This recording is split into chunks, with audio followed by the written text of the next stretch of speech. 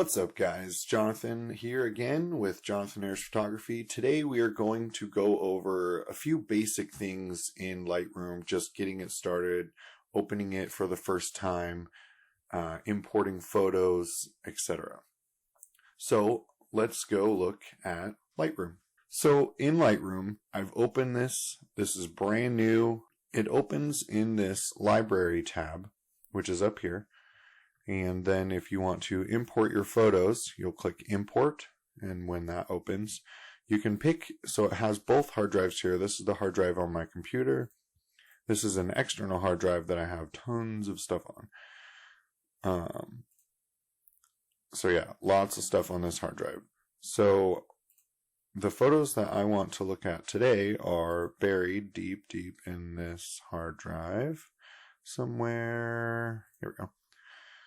So these are some photos from a hike that I did a few years ago before I went to college. So there are some photo types in here that are not raw photos. So I just want the raw photos. So we will uncheck these. Go down. I think they're down here somewhere. So this looks like the last one. So then, so if you click, I clicked on that photo down there and then I held shift and clicked on the first photo and then clicked this checkbox, and that will, see, 4 years ago, that will check all of the boxes for the photos that you've just selected. There's some things you can do during an import. If you have a preset chosen, you can make custom presets, and now I have to go back and see if I saved that preset or if I have to make a new one. I have one for my real estate photos, but it's not here anymore, so which makes sense because it's just a fresh install. So for this, couple things, let's see. So we're going to add these. So I want these photos to stay where they're at in that folder, but get added to this catalog. I don't want them to be moved. You can move them to a new location if that's what you wanted to do. That's not what we want. So we're just going to add them to this catalog. Don't import. There's not going to be any duplicates. So let's import. This may take a minute.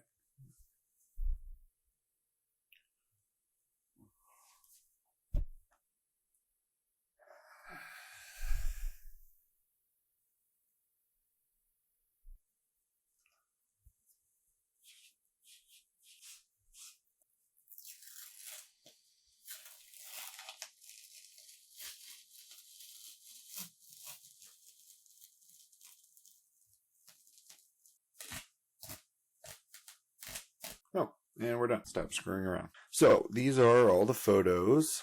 So we have the library tab, which we can view all of the photos in this, and it's a lot quicker. We can go to full size, clicking this button, and then we can just scroll through,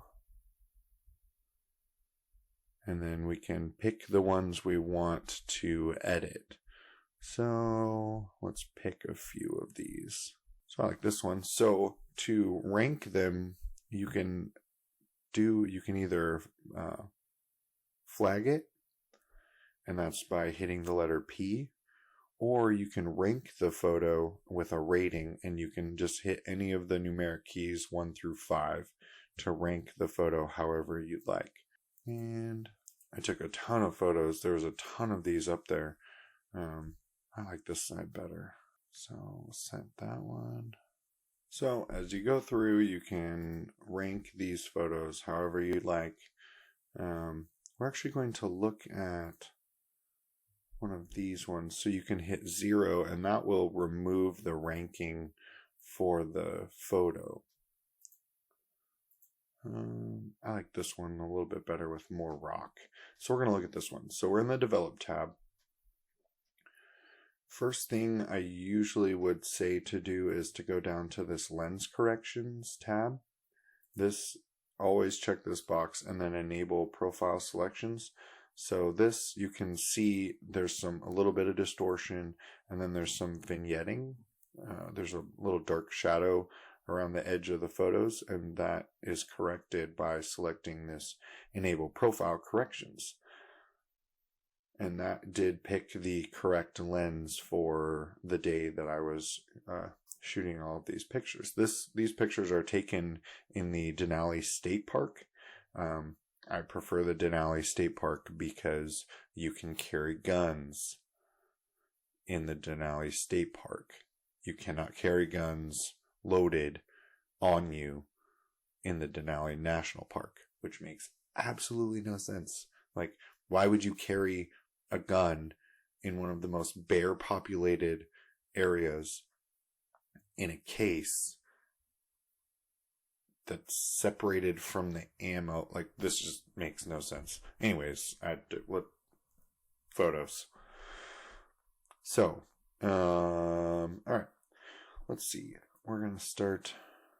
We can bring down some of the highlights on this guy.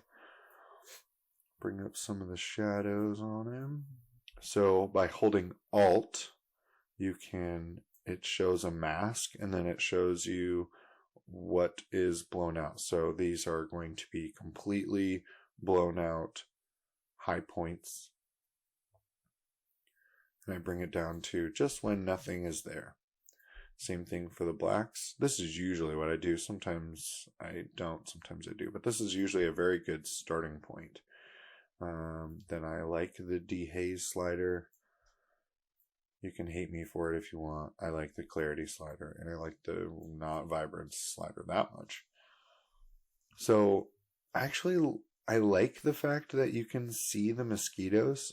However, I don't like the fact that you can't see that this is a mosquito. It just looks like something's on the screen. So we're going to use the spot removal brush, and you can use your scroll wheel to increase or decrease the size.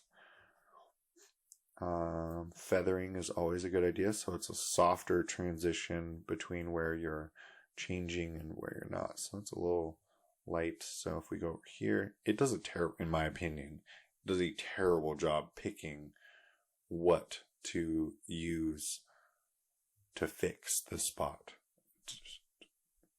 Photoshop is way better at this. So we're going to pick something a little bit darker, not something super bright. So you can't see that. So I'm going to leave this one here because you can actually see that it's a mosquito. And if this is a representation of how many mosquitoes were there was a ton of mosquitoes there. A ton. It's in the photo. It's in the photo. All right. So, dehaze, clarity, vibrance a little bit. So for a basic photo, I mean, something like this, like, you're not going to get too carried away. There's really, I mean, you can go and do all kinds of crazy stuff in the hue and saturations tab. You can do a tonal curve. You can bring down these, give it a nice little S curve here. So the greens are a little much for me in this photo, so we're actually going to bring those down some in the hue and saturations tab and luminance. So under not hue, and under the saturation, you just grab the green slider and drag that down, and that will take out some of the greens. Not all of them, but some of them. It was just a little much for me. But in doing that, would allow me to give it a little more vibrance and give a little more vibrance to the rest of the photo, even though the background was so bright. This gives you some more flexibility. So I believe that's it. So we can do sharpening. And when I do sharpening, I usually do a super... I do a mask that's just usually like maxed out if I do any sharpening. We can do some noise reduction. So after it's built its full preview, you can do as much or as little noise reduction as what you think works for your photo. I don't usually get too carried away with noise reduction. This was taken at 320 ISO, so it's not terrible, but if you do too much, then you lose all, you can make the picture look weird by doing noise reduction and sharpening for that matter.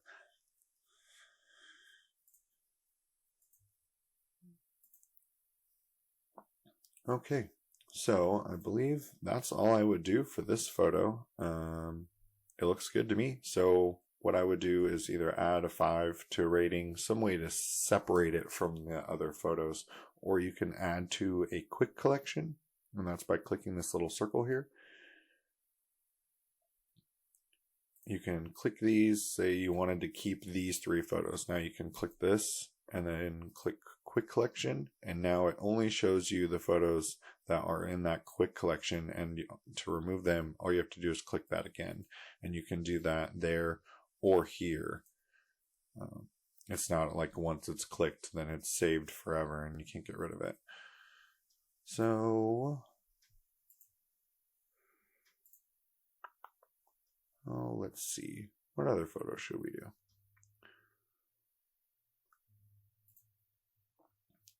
Ooh, missed it. These little guys were fast. Very difficult to take a picture of. So this kind of looks like an anvil to me. I'm guessing that's why I took a picture of it. I don't know. It was just way up on the top of that mountain.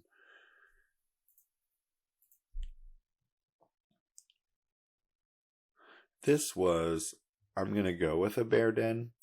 No, I did not go look.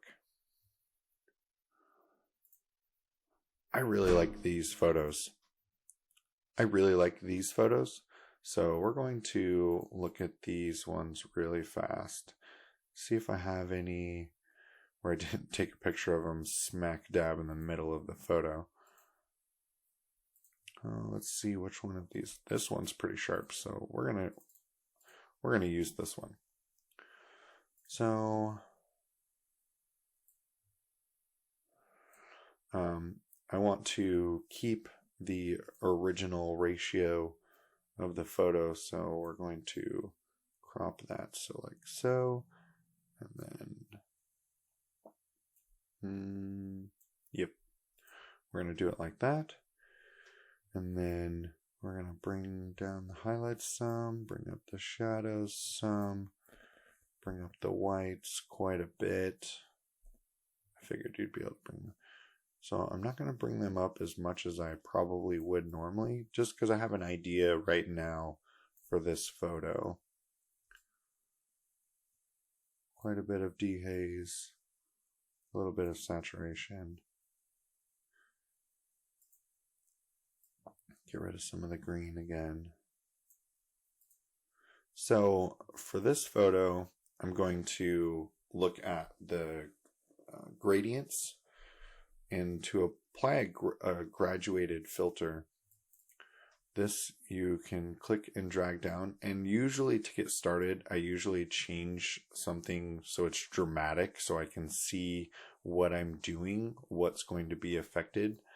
That's just to, where to pick initially. So I'd like to give this a little bit more of an interesting look than just what it was. It was looking kind of dull. I don't know. I like this. And then so gonna go back to the adjustment brush, make this really big. We're actually gonna drop the exposure down some on this.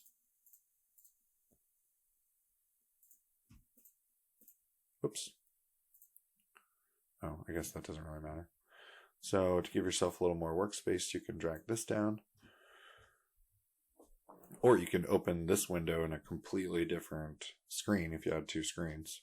I do not have my second screen on, so I cannot do that.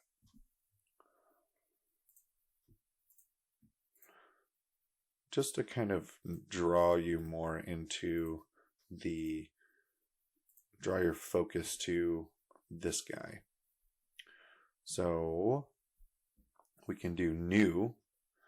And so we can go back and edit these. So we'll do new really fast so I can show you. That's way too much. So you can edit these. You can bring the shadows up on just that spot, bring the whites up on just that spot. Dehaze, clarity, you can do whatever you want for wherever you just put this new brush. So, you can go back and actually edit these specific ones. So you're like, oh, I don't like this, or it needs to be darker. So then I can drag the exposure down, or I can drag the blacks down, or you can do whatever you want. That's what I like about this, is that you can go back and re-edit your edits. So I can go back and say, that now that I've brought this, now that I made this darker, I should bring this up a little bit more. I can bring the shadows up a little bit more, or I could bring the highlights up a little bit more. And then you can even go back after you've done all that and say, I need to move this now. I've changed the way some of this looks. I need to bring this down or twist it over. And you can keep changing how it looks. And you can go back and fix it. You can do the graduated filter. You can do the same thing with a radial filter, I believe is what it's called. Yeah.